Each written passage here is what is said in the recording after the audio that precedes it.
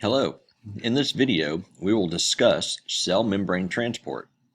Focus will be on both active and passive transport. Some of you may have a 3-page handout that you can follow along with. Make sure to check Google Classroom for any assignments associated with this video. Let's begin. First, recall that all cells, both prokaryotic and eukaryotic, have a cell membrane. The cell membrane performs the following functions. It protects and supports the cell. It is used for cellular movement in conjunction with the cytoskeleton.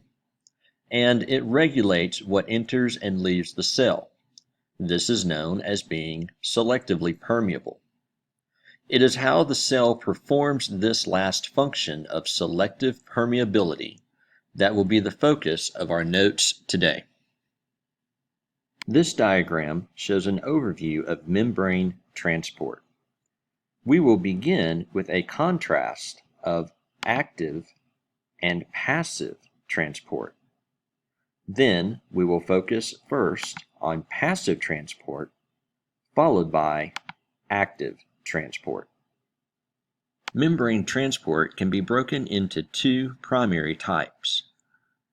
The first type is passive transport. With passive transport, there is no energy required for the movement of substances through the cell membrane. Substances will move along or with their concentration gradient from high to low. Examples of passive transport include diffusion, osmosis, and facilitated diffusion. Passive transport is similar to a barge moving with the current of a river. The second type of membrane transport is active transport.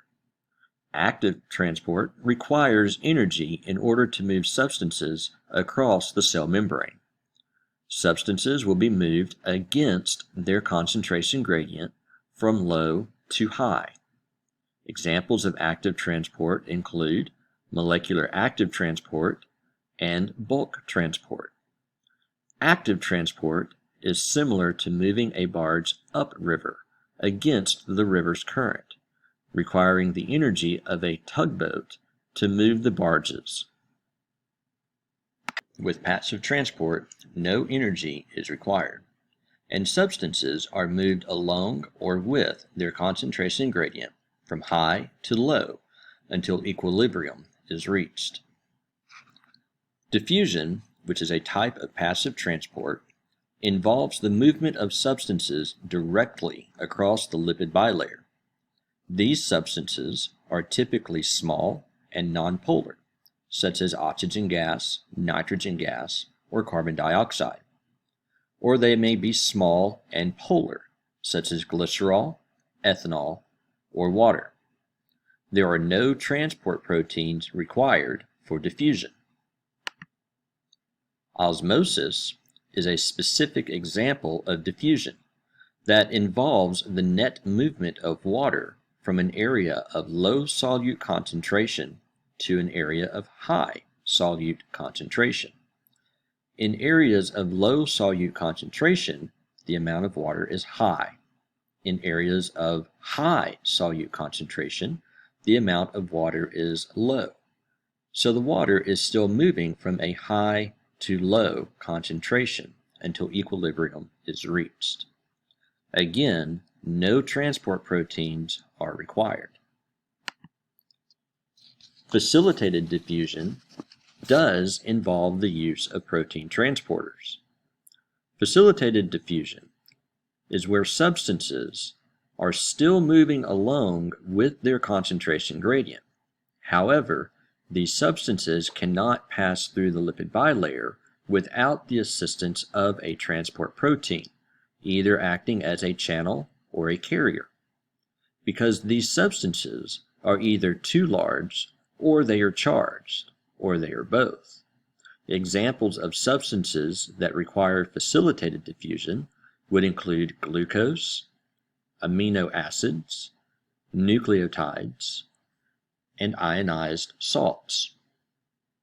While passive transport does not use energy, active transport does use energy.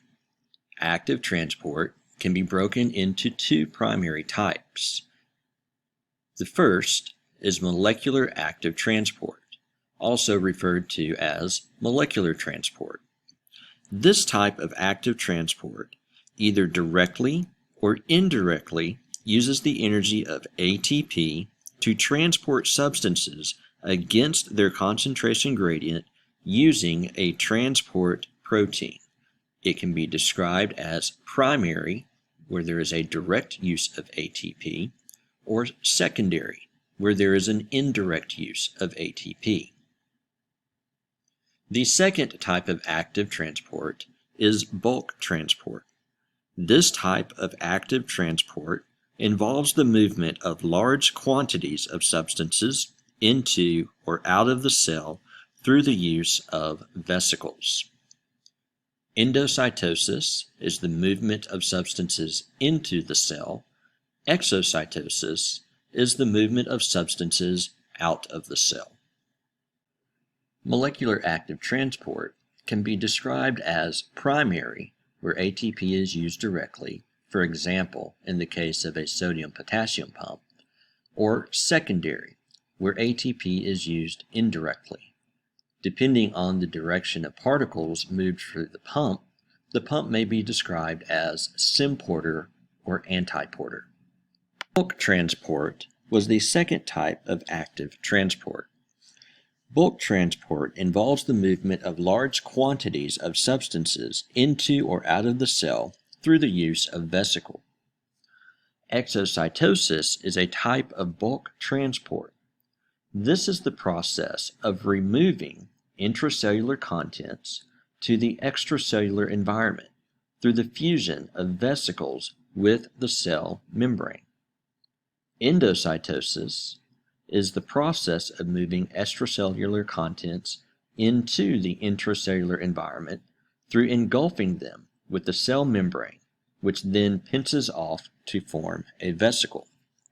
Endocytosis can occur as either phagocytosis, pinocytosis, or receptor-mediated endocytosis. Receptor-mediated endocytosis deals with the engulfment of a targeted substance. This type of endocytosis allows the cell to engulf the targeted substance, also known as a ligand, from their extracellular environment. These substances will bind to receptors on the cell membrane, which cause a coated pit to form. This eventually forms a coated vesicle, which is brought into the cell. Pinocytosis is a term that means cell drinking and is a type of endocytosis that involves engulfing the liquid environment from the extracellular environment. This allows a cell to obtain nutrients from the liquid medium. Phagocytosis is a term that means cell eating and is a type of endocytosis that involves engulfing large solid contents from the extracellular environment. An example would be a white blood cell that phagocytizes a bacteria. In summation, the transport of substances across the cell membrane can occur in a variety of ways. You should be familiar with passive transport, active transport, diffusion, osmosis, facilitated diffusion, molecular active transport, bulk transport, exocytosis, and endocytosis.